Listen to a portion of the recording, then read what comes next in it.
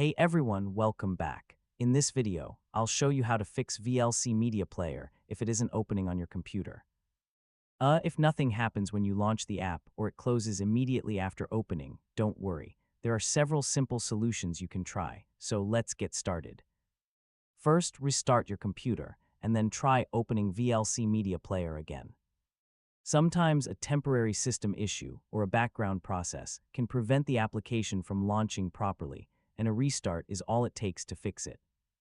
If VLC still won't open, try running it as an administrator. Simply click the VLC shortcut and choose Run as Administrator. Yeah, this can solve permission-related issues that stop the program from starting normally. Next, make sure you're using the latest version of VLC Media Player. If your current installation is outdated or has become corrupted, downloading and installing the newest version can often resolve the problem.